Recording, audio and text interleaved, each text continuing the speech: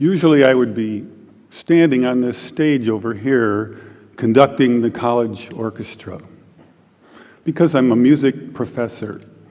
But tonight I'm going to talk about my moonlight activities in the field of science and how they led to a cancer research lab and an important breakthrough.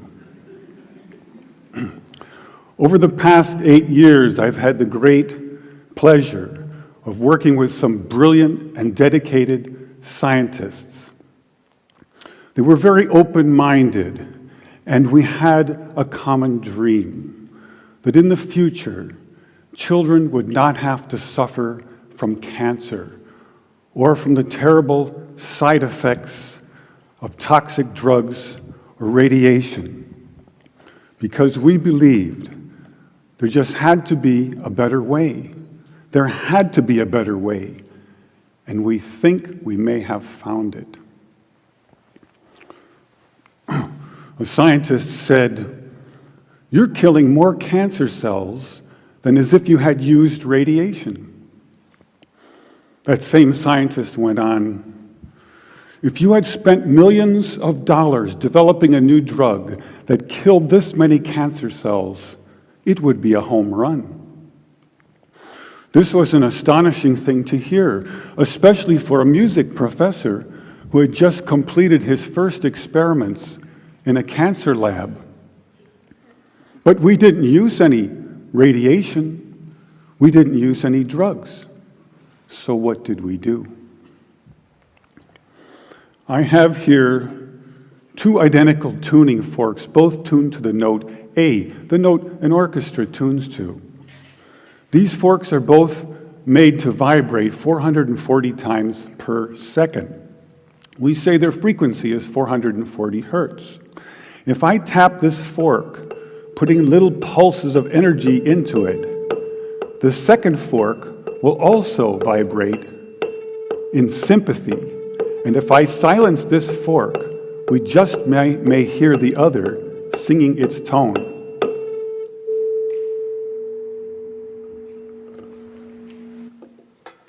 We say that I'm inducing a sympathetic resonant vibration in the second fork. It only works because both forks are tuned to the exact same frequency. Now, many of us have seen this very charming young man on the internet who shatters crystal glasses with his powerful voice. But if you watch him carefully, you'll see that first he taps the glass with his finger and listens. The glass sings its natural resonant pitch. Then he takes a deep breath and sings a loud, long note. He induces a resonant vibration in the crystal glass. The vibration grows larger and larger and larger until the glass is shattered. On the other end of the scale, we have a giant bridge made out of concrete and steel, a suspension bridge, the Tacoma Narrows Bridge. Cars and trucks and buses are going over it every day. And unfortunately, where they built this bridge, there was a steady wind blowing across it. And one day this wind induces a small vibration in the bridge, hardly noticeable. But the frequency of the vibration matches the resonant frequency of some part of the bridge. And the vibration gets larger and larger and larger until the bridge collapses into the river below. A destructive resonant frequency. So on one end of the scale, we have a giant concrete and steel bridge destroyed by resonance. And on the other, we have a small crystal glass shattered. So maybe we could shatter something even smaller, something really small, something you would need a microscope to see. Maybe we could shatter a living microorganism. But to do that, you'd need some sort of theory to serve as a basis. And we find that basis in a wonderful book called The Rainbow and the Worm, The Physics of Organisms, by a scientist, Mei Wan Ho. And that book makes a very strong case that living organisms and cells are liquid crystals, or in the least, they have many properties of liquid crystals. Now, we're all familiar with liquid crystals because they are in our laptop computer screens. LCD display, liquid crystal display. And we can change the qualities of the liquid crystals in our computer screen by sending special electronic signals to it. We can change the color and the shape on the screen with these signals. So maybe we could change a biological living liquid crystal with a special electronic signal. But in order to do that, we would need some kind of device. So we searched the US patent database, and we find this invention by a physician, Dr. James Baer of Albuquerque, New Mexico. It's called a resonant frequency therapy device, and its purpose is to induce a resonant vibration in a living organism or cell. And there are two really important things about this device. The first is that it uses a very special kind of antenna. They take a hollow glass sphere, they evacuate the air, they put in some helium gas, and when we send in our electronic signals, the helium gas lights up like a fluorescent light. An electrified gas is called a plasma. So this is called a plasma antenna. And it has many special properties uniquely suited for this kind of work. The second important aspect about Dr. Baer's invention is that the output always pulses. It's on, it's off, it's on, it's off.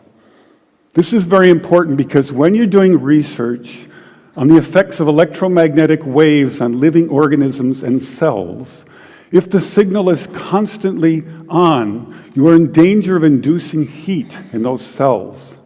And heat causes indiscriminate destruction. And we don't want that. We want targeted destruction. So we don't have to worry about heat. And now we go to the biology laboratory and we take Dr. Baer's device, and the hunt begins through a microscope for a frequency which will shatter a living microorganism. Now, we have a method of controlling Dr. Baer's device by an input control frequency. So if I put in, say, 100 hertz, out will come 100 pulses per second. If I put in 200 hertz, we'll get 200 pulses. So now we're searching for the magic frequency. And we start with 100 hertz, and we look through the microscope to see if anything's happening. We watch for 5 minutes. Nothing happens. So we try 101 hertz. We look through the scope for 5 minutes, and nothing happens. So we try 102, 103, and so on. Over the course of 15 months, we try hundreds and hundreds of frequencies, if not thousands, until we find the magic combination. The answer is you have to have two input frequencies, one low, one high, and the higher frequency must be 11 times the lower. It's what we musicians would call the 11th harmonic. And when we add the 11th harmonic, we begin to shatter microorganisms like a crystal glass. These are the first videos taken. We showed these videos to our friends in the biology department. They said they hadn't seen anything quite like it. Seems to be a new phenomenon. These organisms are being shattered by our electronic signals. This is a harmless organism, almost friendly, a little blepharisma. And normally they're very fast swimmers, but when you approach a frequency to which they are vulnerable, they begin to slow down, then they stop, and then they begin to disintegrate within about 3 minutes. So now we know we can destroy a microorganism, and the question comes up, But can you target a specific organism with a specific frequency? So in this next video, you'll see a large organism in the center, a paramecium, undergoing disintegration, and swimming all around it, a tiny different organism, which is unharmed. If we're lucky, we'll also hear the audio as I narrate the experiment live in a noisy lab. Perhaps you can see this sort of fireworks effect happening in the growing blister to the right of the organism. And here comes a little neighbor, wondering what's going on. Who's testing. And you can see blisters forming now on the lower left quadrant and upper left quadrant.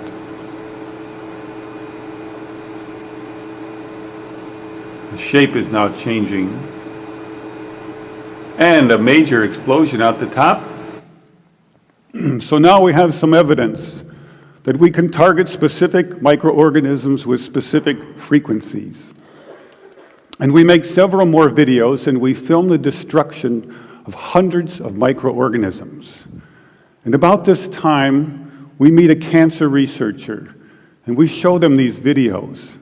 And this results in an invitation to spend 4 months in a cancer research lab trying to shatter cancer cells. This is our setup in the lab. You can see the microscope with cancer cells on it.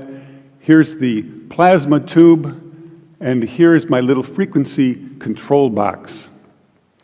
So first we attack pancreatic cancer.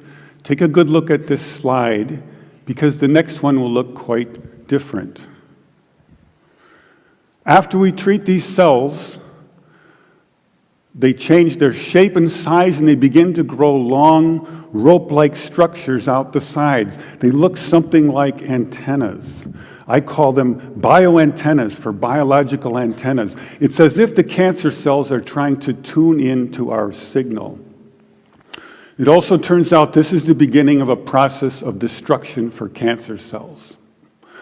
We now know that cancer is vulnerable between the frequencies of 100,000 hertz and 300,000 hertz. So now we attack leukemia cells. Leukemia cell number 1 tries to grow a copy of itself, but the new cell is shattered into dozens of fragments and scattered across the slide. Leukemia cell number 2 then hyperinflates and also dies. Leukemia cell number 3 then tries to make another cancer cell. The new cell is shattered and the original cell dies. But killing a handful of leukemia cells is not enough for a patient. What kind of numbers can we do? In repeated controlled laboratory experiments, independently assayed by the 2 top experts, we killed an average of 25% to 42% of the leukemia cells, as high as 60%.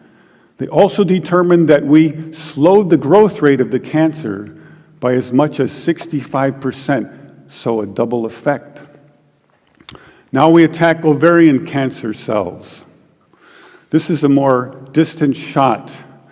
Here you see brackets coming up around the cells, showing groups of ovarian cancer cells which are being destroyed.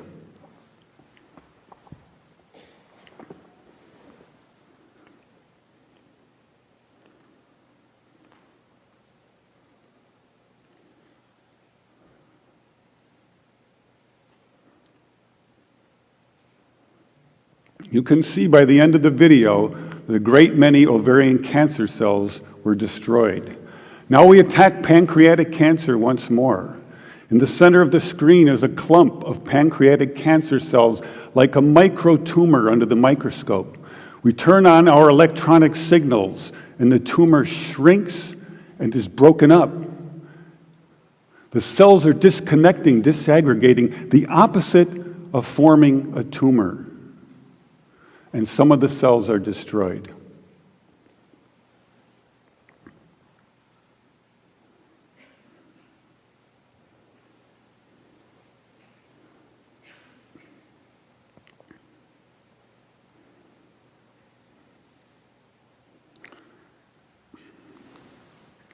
In our most recent work, we attacked the deadly organism MRSA. MRSA is particularly dangerous because it's resistant to many common antibiotics. Thousands of people die every year from MRSA. They have drugs for it, but they have very toxic side effects.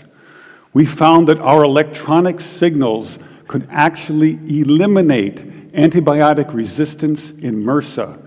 Then by adding a very small amount of a common antibiotic, we were able to kill MRSA and slow its growth rate. Since I was a 17-year-old high school student with twin interests in both music and science, I never imagined the two would come together in a cancer research lab. I now believe that the future cancer treatment rooms for children will be a very different place. It will be a pleasant place where children gather and make new friends.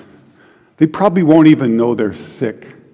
They'll draw pictures, color in their books, play with their toys, all the while unaware that above them are beautiful blue, pinkish plasma lights emanating healing, pulsing electric fields, shattering their cancer painlessly and non-toxically, one cell at a time. Thank you.